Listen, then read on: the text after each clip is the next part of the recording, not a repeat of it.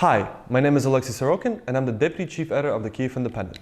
Today we had a sit-down interview with Foreign Minister Dmytro Kuleba to talk about Western sanctions, the importance of military support to Ukraine, and also how Western chips end up in Russian missiles. For more content like this, please subscribe to our YouTube channel.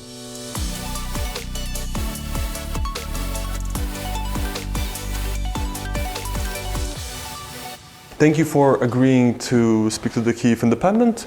Obviously, the main topic right now is the EU summit that was held last week. Hungary walked out on the proposal to accept accession talks, so they kind of agreed to it, but then they blocked the military and financial aid. Why do you think Hungary blocked specifically the aid package? Well, the overall approach of Hungary ahead of the summit was not to adopt decisions related to Ukraine and to have what they called a strategic debate about Ukraine instead. And Hungary is the only country who supports that position. Well, actually, it comes from Hungary and it's the only country that supports its own position. The rest 26 member states were 100% on board with all of the decisions. So we signaled to the European Union ahead of the summit that the most important decision for us is opening accession talks. And a lot of effort was directed at making this decision happen, which is the case, and I congratulate all Ukrainians and all Europeans with this success, because it means that the European Union will continue its enlargement, will continue getting stronger and more prosperous. On the rest of decisions, Hungary did not block the 12th package of sanctions. And when it comes to the macrofinancial assistance, we heard a very clear message from both presidents of the Council and the Commission that 26 countries, member states, are in full agreement, and this package will get through and Ukraine will get this money. What remains to be seen is whether they will eventually have Hungary on board and they need some more time to try to get them on board, or they will do it without them. So Hungary will continue to be itself. It will not be an easy partner, but we have to keep talking to them, because every time a decision will be put on the table at the European Union, a decision that requires consensus, we will need Hungary one way or another. When do you think that Ukraine can see the aid being approved? What's the time frame here? Well, of course, it's all in the hands of the European Union itself, but the timeline that we were given is by the end of January. You say that Hungary will still be Hungary, obviously. Do you think the way Hungary acts costs Ukrainian lives? Well, every piece of assistance that is being withheld or that doesn't arrive on time has direct repercussions on the front line. So I think it's like answering the question, has Ukraine received enough of support? I keep giving the same answer to this question, that until we win, nothing is enough. So, and it applies to all countries evenly, whether we have discussions on the delivery of artillery ammunition or unlocking new types of long-range missiles, or adopting the European Peace Facility, which is the military aid. But I want to make it very clear that we see a trend in the European Union that countries, member states, they begin to heavily rely on their bilateral deliveries, avoiding the pan-European mechanism of European Peace Facility. In the end, for us, it doesn't matter how support comes from, whether it comes on a bilateral basis or through the EU mechanism. But of course, for the European Union itself, it's good to have an EU mechanism functioning that brings all countries together and solidifies the unity among them. Do you think, because you said basically that if Hungary opposes, then all the countries will bypass Hungary via bilateral deliveries. Do you think this means that the European institutions are sick right now, that they can't find a consensus? Well, actually, the most recent meeting of the European Council proves that the European Union has the capacity to build consensus under the most difficult circumstances. And one way or another, the result was achieved. So yes, it will be, I would say, a routine challenge for the European Union. Every time they will get close to a difficult decision, an effort will have to be made to get through with it. But so far, they have proven themselves to be strong and reliable partners. Well, again, about Hungary, do you think it's Hungary's own decision to block it, like in their personal interest, or do you think Russia is behind it? Well, there were different discussions and rumors and even conspiracy theories ahead of the summit on why Hungary had taken such tough stance on Ukraine. And my position is this: if one day it will be proven that Russia has to do anything with the current position of Hungary, it will be first and foremost a disaster for the European Union itself, less for Ukraine. Because we will get the decisions done one way or another. But as of now, I think there is insufficient evidence to come to that conclusion. Well, obviously there was one really good decision for Ukraine, the accession talks. A lot of countries say that we support this, but the accession talks will start somewhere in the future. What's the timeline when the accession talks can actually start? Well, that's how things work. I mean, there is a certain procedure that needs to be followed. And I reiterate once again that this decision on opening accession talks was by far the most important one. Also because while there are ways to achieve the same goals on military assistance, on macro-financial assistance, without reaching consensus in the EU, you cannot literally launch accession talks avoiding consensus. So this is why it was so fundamental, because there is no alternative. There is no circumvention of consensus when it comes to the issue of accession talks. Now we will work with the Commission, with the European Commission, to prepare for the decision in March, when the Council, the General Affairs Council, will have to endorse the negotiating framework. Once the negotiating framework is endorsed, then accession chapters will begin to open one by one, and actually the negotiations themselves will begin. So it takes time, but the very few believed that we would get this decision now in December. And we made it together with our partners and friends, and we appreciate the support of entire Europe, actually. The rest is procedure, but we are on the highway. This is the most important achievement of the moment. Well, for Croatia, the last country that joined the European Union, it took around 10 years to complete all the 35, I believe, chapters. Do you think Ukraine can do it faster, or when can Ukraine actually join the European Union? I've been asked this question since 2019 when I was appointed as Deputy Prime Minister, and I never gave an answer to it because I'm not setting any deadlines.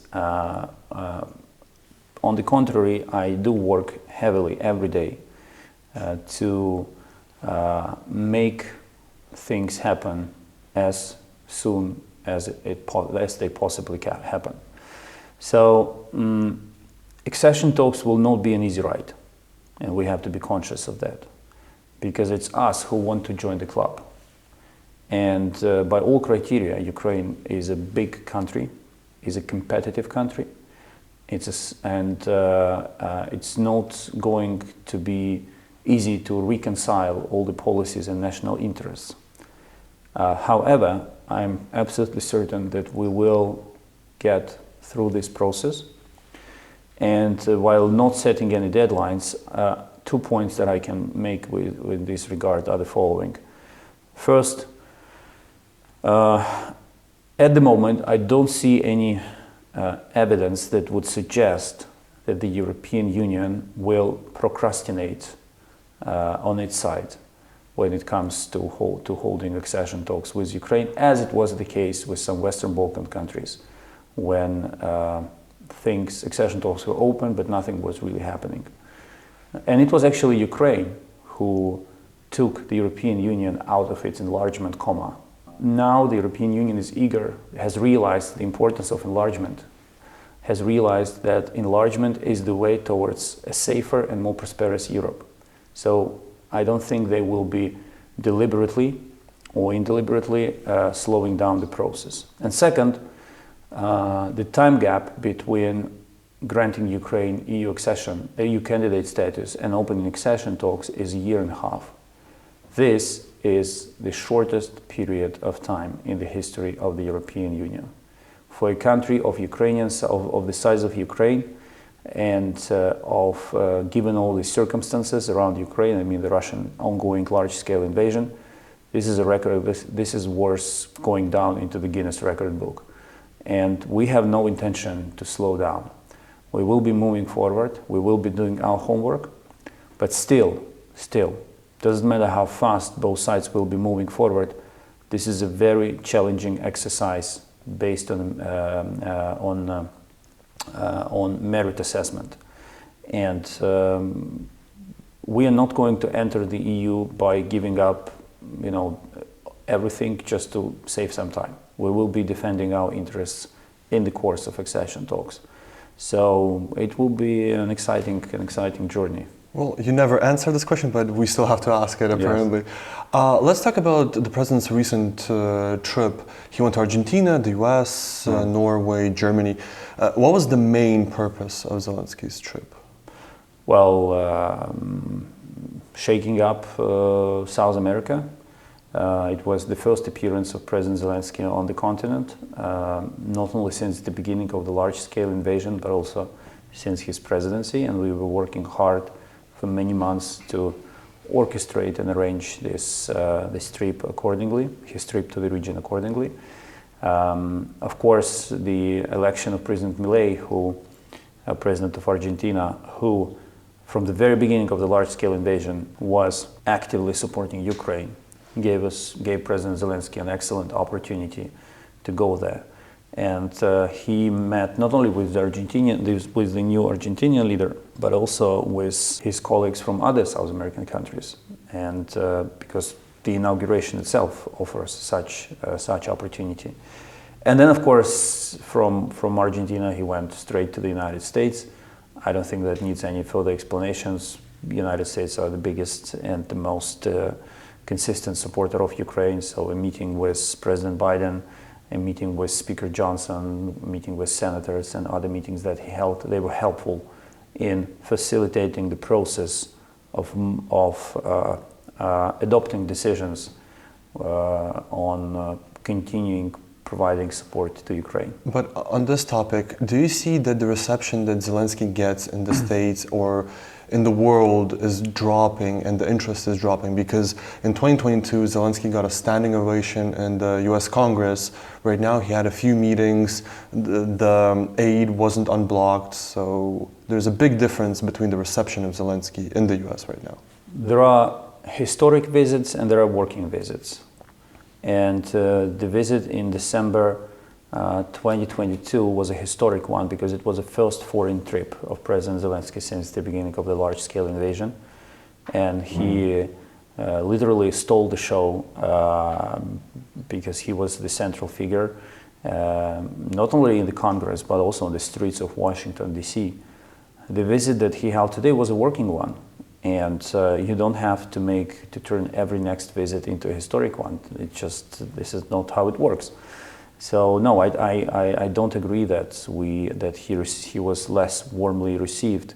The purpose of that visit was to have eye-to-eye working conversations with respective officials in the United States. He achieved that.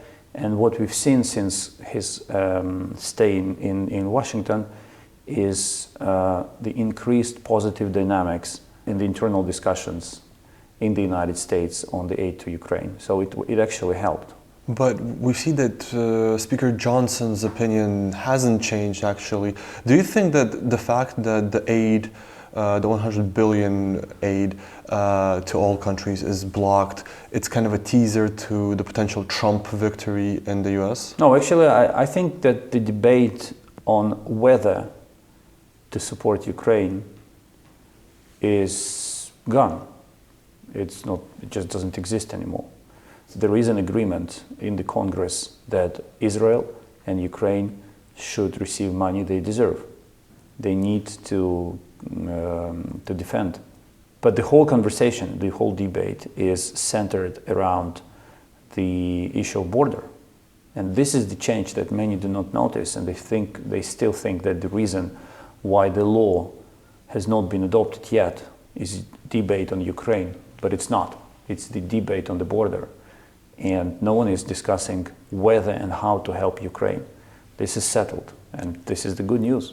But Ukraine is now a bargaining chip in domestic US politics because Ukraine is held hostage concerning the debate about the US-Mexican border.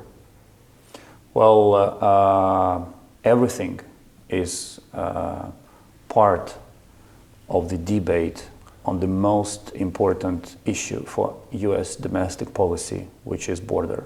It's not only Ukrainian aid, it's also, as I mentioned, aid to Israel and other important issues which are part of this law. But that should bring us to a broader issue. What is better, not to be a part of the debate at all and be forgotten, or to be a part of the debate and win, and eventually win the debate? This is the art of politics, this is the art of diplomacy. But I'm pretty certain that Ukraine will continue to receive assistance from the United States.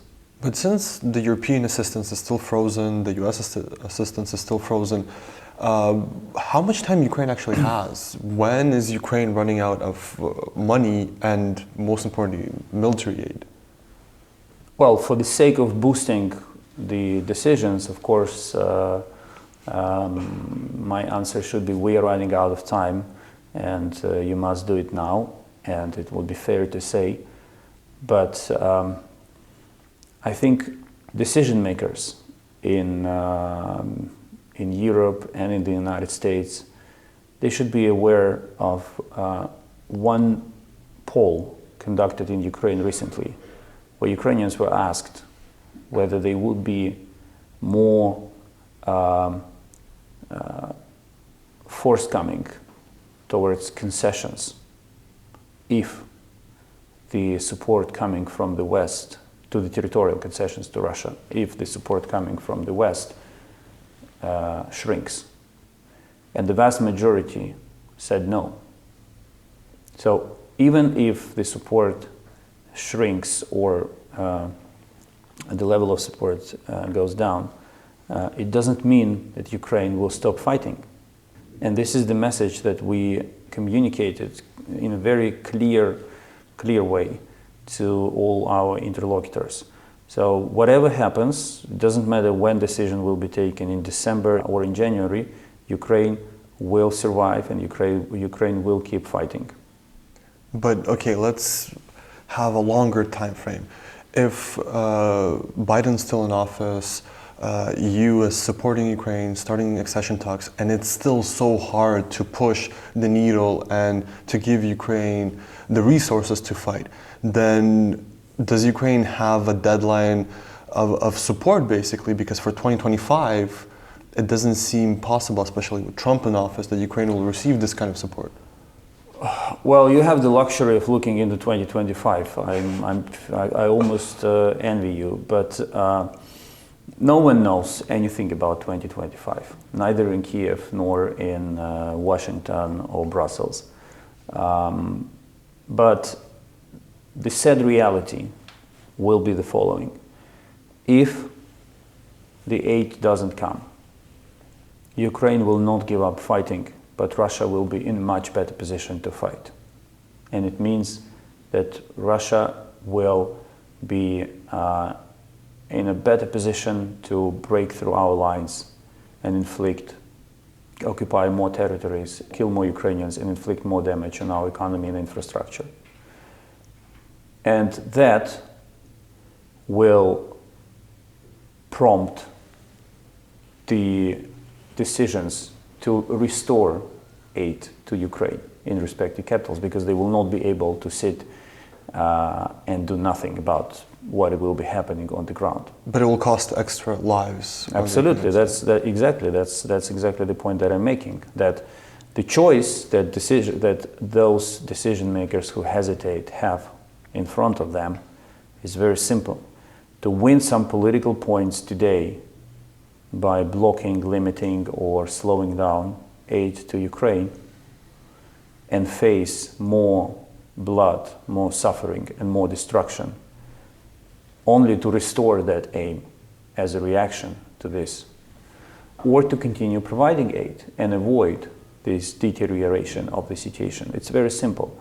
And but again, I want to make it very clear. For the time being, I have all reasons to believe that both the EU HAL assistance and the US assistance will arrive, and we will have sufficient resources for 2024. If we're talking about circling back to the European Union, the European Union is really slow on, for example, producing shells that Ukraine required. By March, we expected to have 1 million shells. North Korea provided Russia with 1 million shells, and Europe has only a third of it. Why do you think many countries weren't able to still adapt to a full-scale war in Europe? Because war is highly unpopular in this part of the world. Europe doesn't know how to fight wars. Production of weapons is not the most popular area of business. So, and the third reason is that defense industries in the West are private owned. Defense industry in Russia is government owned. And under the rules, under the conditions of authoritarian rule and government control industry, it's easier, even while being sanctioned, while enjoying the status of the most sanctioned country in the world, it is still easier to put your industry on the wartime ramp and order increase of production. And unfortunately, our friends spent too much time deliberating on how and when to ramp up their production of weapons and ammunition. Now they are enthusiastically trying to close this handicap. And it was actually Ukraine who put this issue on the agenda. We were the first ones who started yelling at every corner, like ramp up production, invest in defense industries, sign contracts. So we did play a crucial role in kicking off, in making them kick off and move towards that goal. But they will need some time. They will need some time before they reach the level of production that will be sufficient enough, not only to satisfy the needs of Ukraine, but also to replenish their own stocks. But again, in economic terms, that means more jobs, more spending. So why does it take them so long? Is it because they were so used to peace and they are maybe afraid of turning back into a situation where war is a possibility for them? Yes. A short answer to the question is yes. Yeah, that was easy. Do you see an increase in production? Do you see that Europe is actually slowly but adapting, or it's still? They are. Well, first they have to be commended for transferring a lot of their own stocks to Ukraine. They must be commended for building mechanisms and schemes which allow them to purchase what Ukraine needs from third countries and deliver it to Ukraine. But it is true that they have not been as successful on the production of their own weapons. So what Europe clearly has advantage in is technology. All of their weapons are very sophisticated, state of the art. The problem they are facing and the challenge they're facing is scaling up the production of that technology. So instead of producing one howitzer, you have to produce 10. Instead of producing 1,000 rounds of ammunition, you have to produce 100,000 ammunition. And there is also one more element that we have to be aware of. Today, the system works in a way where every country cares only for its own national defense industry. And the capacity of this industry to satisfy the needs of Ukraine and this specific country. I regret to say it, but if the situation doesn't change, this will not be enough, and Russia will be ahead of us. The solution is we have to create a certain level of alignment of all defense industries of the EU, United States, and like-minded countries, for them to work as one whole system, at least at a certain level. You cannot make it 100% aligned because of the intellectual property and national security concerns, but at least we have to reach a certain level of technological, and regulatory alignment to make the defense industry of the West work instead of having defense industries of Western countries work. This is what we need, and this is what we are now focused on. Well, this is kind of blowing my mind that one rogue state like North Korea can produce more shells than 27 European countries. And going back to this is that it seems that 2 years into the full-scale war, Russia has enough shells, enough tanks, enough peoples. The missiles they build have Western components. Does this mean that Europe and the States, the West in general, did a bad job in tampering Russia's ability to produce arms? Well, what you just said on North Korea is exactly what I said to all NATO and EU foreign ministers sitting in one room with them, like literally word by word. I said, guys, what's going on?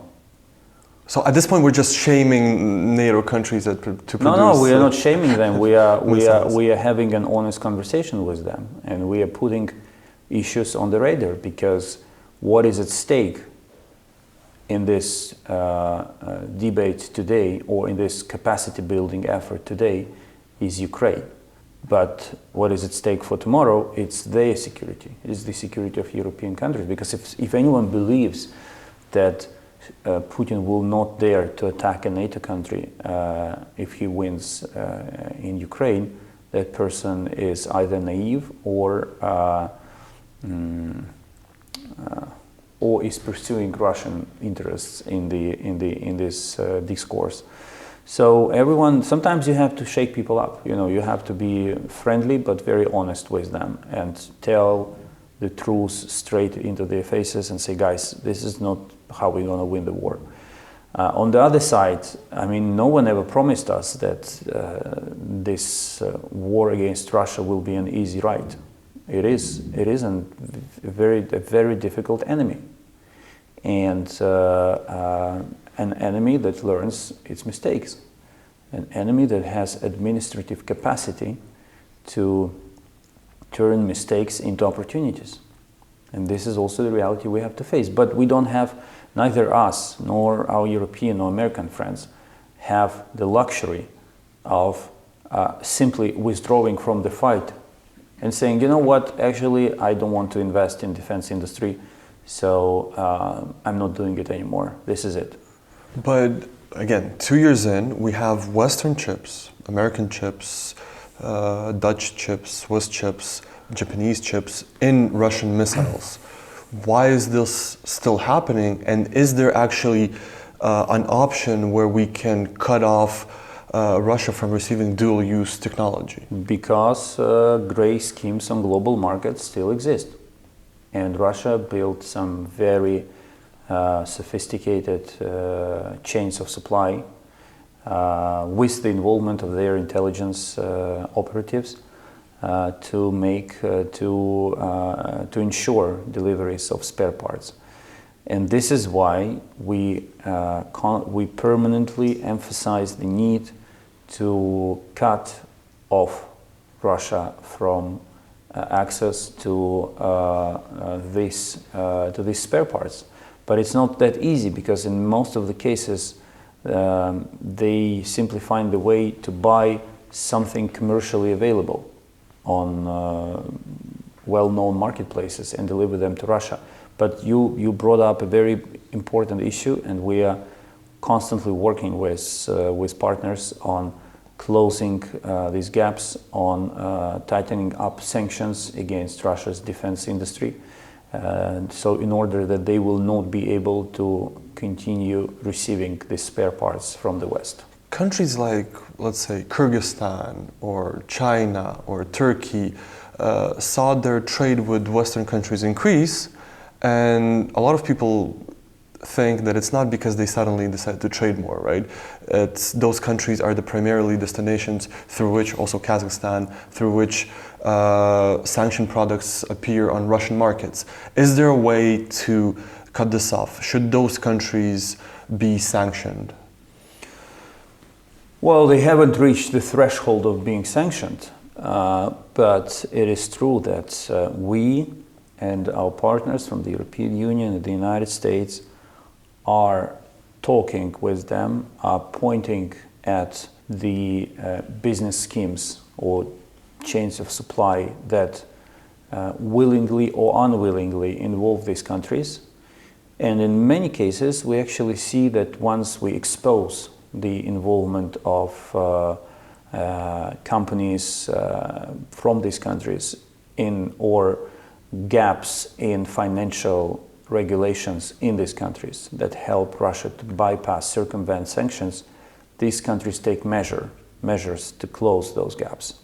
So it's not something that happens in a day, but we keep shrinking the space for Russia to circumvent sanctions. But what should be done with the countries that basically don't act on that?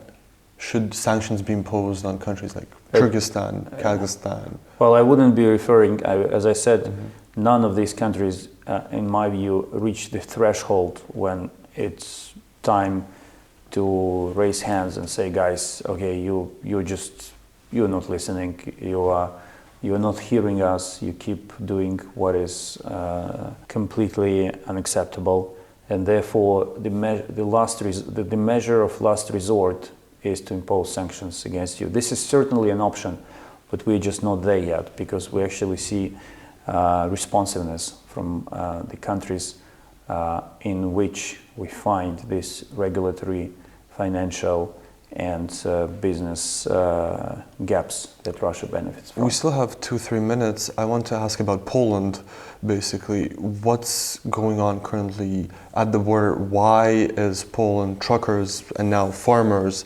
blocking the Ukrainian border, in your opinion? Because they are losing money as a result of competition with Ukrainian truck companies. And does Ukraine have a solution to this? What Ukraine proposes? This can be only solved, this is a two-way road, and we need both Ukraine and Poland, the two governments, to solve this problem. Ukraine is keen to solve problems. We don't want to have any problems with Poland.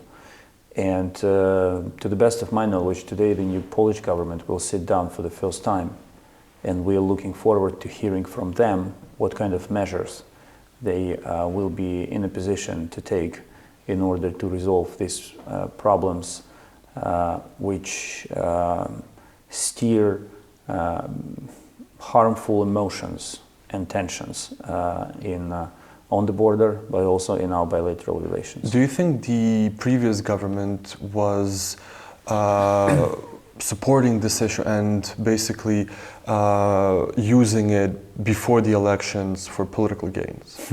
It's always easy to blame and shame the government that is gone.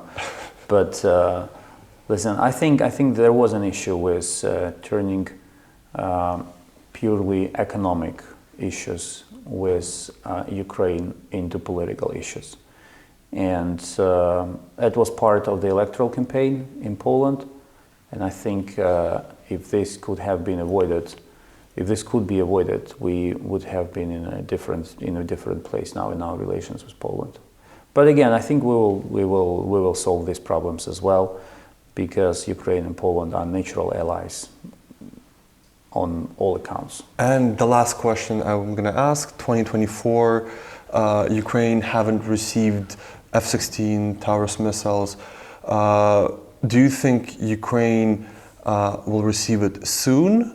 Most of the weapons that Ukraine desires, and what's your general kind of perspective of 2024 in terms of military aid? In 2022/2023, we received all types of weapons which had not been available for us, including long-range missiles. So we're not talking about receiving long-range missiles per se, we're talking a specific type of long-range missiles that we want to receive.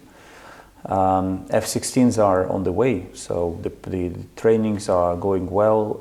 The Foreign Ministry is involved, by the way, in this effort, not only politically, but also we provide English courses to Ukrainian pilots, because you cannot get a proper training if you do not if you do not possess sufficient knowledge of English language.